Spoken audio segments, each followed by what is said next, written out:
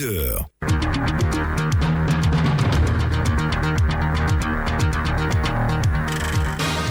Très bon début de semaine sur Radio Côte d'Ivoire. Merci de suivre nos programmes à Ouragayo, sous-préfecture de Gagnoa, dans la région du Gord, sur les 87.7 MHz.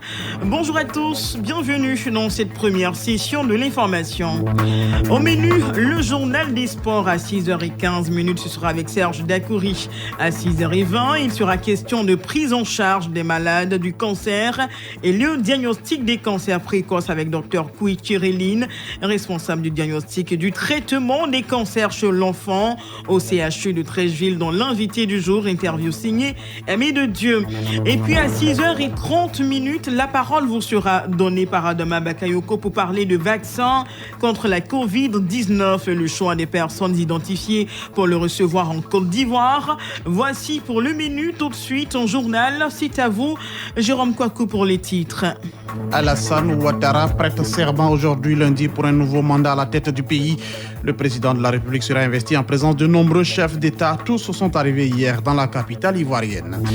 L'autoroute Yamoussoukro-Thiébissou sera livrée avant la fin de l'année 2021. 70% des travaux sont déjà réalisés. Les responsables de la Géroute ont visité le chantier ce week-end. Et puis, vaccination contre la Covid-19. Les États-Unis démarrent l'opération ce lundi matin. 3 millions d'Américains vont être vaccinés en priorité à compter d'aujourd'hui. Voilà pour le menu. Bonjour à tous et bienvenue. Bonjour Jérôme Kouakou. Bonjour Adassa. Le président de la République investit aujourd'hui. Oui, la cérémonie a lieu au palais de la présidence en présence de nombreuses personnalités, dont des chefs d'État, le président congolais Denis Sassou Nguesso, l'ancien président nigérien Goodluck Jonathan, les présidents du Burkina Faso, du Gabon et de la Guinée-Bissau sont arrivés hier soir à Abidjan.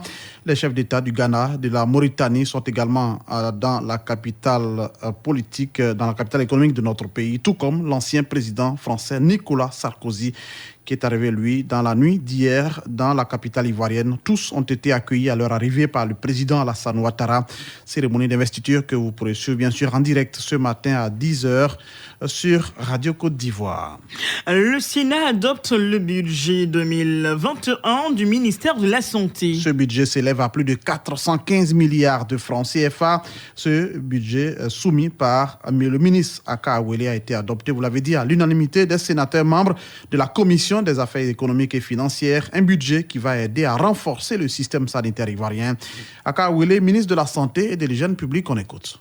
Ce budget va me permettre donc de poursuivre la politique de développement sanitaire de la Côte d'Ivoire dans un cadre de gouvernance. Il faut d'abord que nous observions la gouvernance des structures du ministère, mais également la responsabilisation des hommes. Donc il y a lieu de retenir que nous devons faire preuve beaucoup de bonne gouvernance dans ce que nous faisons. Mais également, si nous voulons faire évoluer les choses au niveau de notre ministère, il faut que nous donnions un sens à la réforme hospitalière en cours, qui va donc démarrer véritablement en 2021.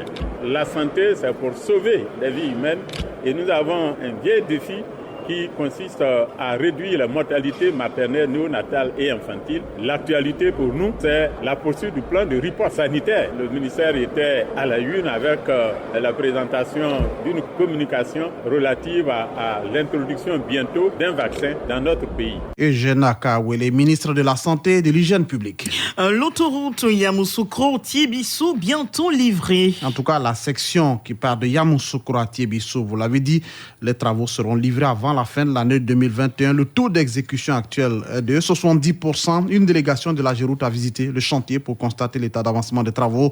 À Yamoussoukro, le conseil d'administration a également fait le bilan des activités et fixé les priorités pour 2021. Colonel Baye Benoît Séverin est le président du conseil d'administration de la Géroute.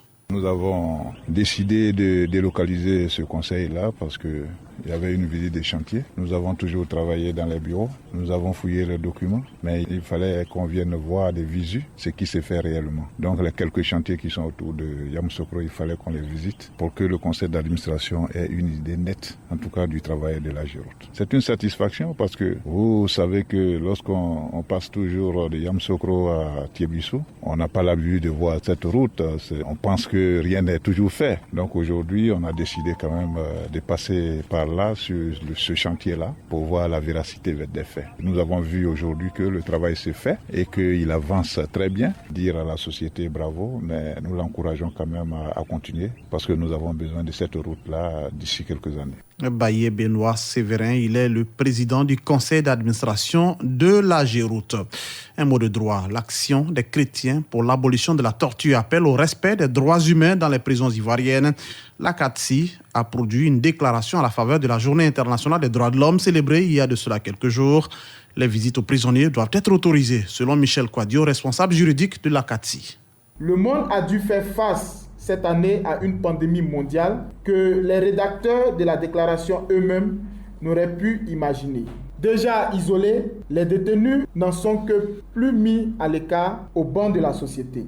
Il faut souligner que grâce au système de prise en charge sanitaire, cette maladie a été boutée loin des prisons ivoiriennes et nous constatons même dans le pays un très faible taux de cas de contamination, ce qui augure d'un lendemain meilleur, mais nous devons nous habituer à vivre avec cette maladie dans le respect des gestes barrières. Au vu de ce qui précède, il est important d'interpeller les autorités pénitentiaires sur la levée de la mesure interdisant les visites aux détenus.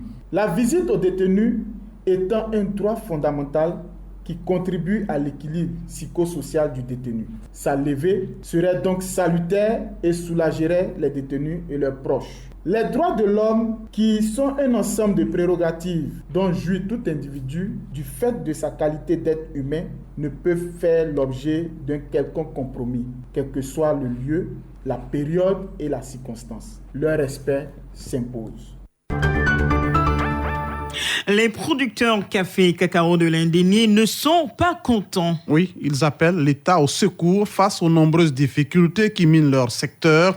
Des difficultés liées notamment au déchargement des camions au port d'Abidjan. Le collectif des producteurs de café et cacao de l'Indénié Djoablin s'est donc réuni pour interpeller le ministère de tutelle. Réaction de quelques producteurs, à commencer par Eura Yao Léonard, président de ce collectif. On a des difficultés pour pouvoir faire accepter nos connaissements. Quand le connaissement est accepté, qu'on arrive à Abidjan, on est aussi refoulé face à la situation du grainage qui est élevé. Nous demandons, avec insistance, à notre ministère de tutelle de nous éclairer le plus rapidement possible sur les raisons des difficultés que nous avons à pouvoir décharger nos produits sur Abidjan. Je suis Yao Nestor, le président de la coopérative Capressa à Bongro. Dans notre région, nous constatons que le grainage que nous produisons d'habitude est monté pour cette campagne. Nous exhortons nos producteurs, nos dirigeants du Conseil Café Cacao qui font les critères de qualité d'avoir un œil regardant pour trouver des solutions pour que nous puissions soulager nos producteurs. Moi, je suis Abou Camille, président de la coopérative Kamaye. Nous interpellons nos autorités à agir le plus tôt possible. Parce qu'une chose, c'est de fixer le prix, mais une autre chose, c'est de respecter le prix jusqu'à terme. Et le ralentissement des déchargements nous étrangle. Des producteurs café cacao de l'Indénié Djoablin qui s'exprimaient au micro de Richard Dibi Abonois. Prévention des conflits et scolarisation obligatoire des enfants. Une ONG sensibilise les éleveurs et agriculteurs du Tchologo. Nous sommes dans le nord du pays. Il s'agit de l'ONG ADEC, Action pour la défense des droits des éleveurs et des agriculteurs en Côte d'Ivoire. La correspondance de Siekwasi. Du fait de sa situation géographique avec le Mali et le Burkina Faso, le Tchologo fait partie des régions les plus appréciées par les transhumants en quête de pâturage. L'une des graves conséquences de ce phénomène, c'est les dégâts de culture. On parle de conflits éleveurs-agriculteurs avec effet immédiat sur le vivre ensemble dans la région. En organisant cette rencontre à Ferkessé-Dougou, le président de l'ADEC, Action pour les droits des éleveurs et agriculteurs de Côte d'Ivoire, veut simplement préserver la cohésion sociale dans cette région frontalière quelquefois victime de menaces terroristes. Écoutons Neoula Sinassiele. Dans la région de Tchologo, on n'a pas dit qu'il y a un problème. Mais les éleveurs et les agriculteurs, il faut toujours la sensibilisation entre eux. Il faut toujours les écouter pour une réconciliation dans la région de Tchologo. La région du Tchologo connaît également le phénomène des enfants mendiants dits talibés. Le sujet était également sur la table de discussion. Diallo Aïcha rêve d'une Côte d'Ivoire où aucun enfant n'échappe au système éducatif. Nos parents sont ignorants, ils ne savent pas l'importance de la scolarisation. L'enfant doit aller chasser les bœufs, l'enfant doit se marier. Non, ça c'était avant. Nous qui sommes déjà à l'école, nous voulons rentrer dans les villages pour sensibiliser nos parents. Le président Ouattara a dit que tout doit changer. Le partage d'un gâteau de cohésion sociale a mis fin à la rencontre. Notons que l'ADEC, Action pour la défense des droits des agriculteurs agriculteurs et des éleveurs a été créé en 2012. À ce jour, plusieurs missions ont permis à de nombreuses localités du Nord d'éviter des affrontements meurtriers entre éleveurs peuls et agriculteurs sénoufos. C'est Kwasi Korogo, Radio Côte d'Ivoire. Jérôme Kako, enfin, un infirmier à Dakopleu. Oui, Dakopleu est un village situé à un pas de la ville de Logoualé. Avoir un infirmier, c'était le vœu des populations lors de l'inauguration du centre de santé du village il y a de cela quelques mois. Au nom de ses parents, le maire de Logoualé n'a pas manqué d'exprimer sa gratitude au gouvernement. Jeannette Badouel. C'est une bouffée d'oxygène pour nous.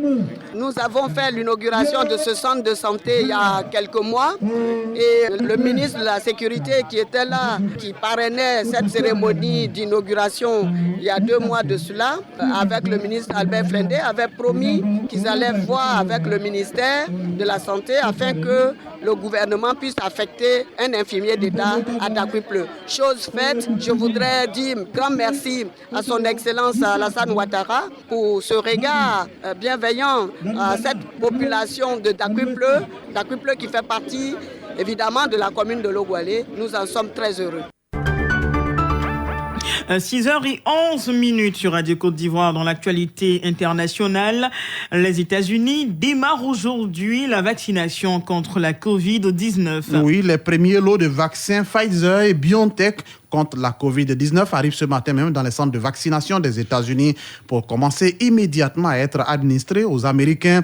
Cette première phase concerne environ 3 millions de personnes. Les centres de prévention et de lutte contre les maladies ont recommandé que les pensionnaires des maisons de retraite et les professionnels du secteur de la santé soient prioritaires. La plupart des États devraient suivre ces recommandations. Les États-Unis sont le pays le plus endeuillé au monde par la pandémie, avec 295 000 morts et plus de 15 millions de cas confirmés. On termine ce journal sur le continent africain. Une attaque attribuée au groupe djihadiste Boko Haram a fait au moins 27 morts dans la nuit de samedi à dimanche dans le sud-est du Niger, près de la frontière nigériane. Ce massacre est survenu le jour même des élections municipales et régionales dans le pays. Certaines victimes ont été tuées ou blessées par balles, d'autres calcinées à l'intérieur des cases, totalement consumées par les flammes d'un énorme incendie provoqué par les assaillants. Point final de ce 6h, on vous rappelle l'essentiel. Alassane Ouattara prête serment aujourd'hui lundi pour un nouveau mandat à la tête du pays. Le président de la République sera investi en présence de nombreux chefs d'État. Tous sont arrivés hier dans la capitale ivoirienne. Et puis on l'a dit, l'autoroute Yamoussoukro-Tiébissou sera livrée avant la fin de l'année 2021. 70% des travaux sont déjà réalisés. Les responsables de l'AGEROUTE ont visité le chantier ce week-end.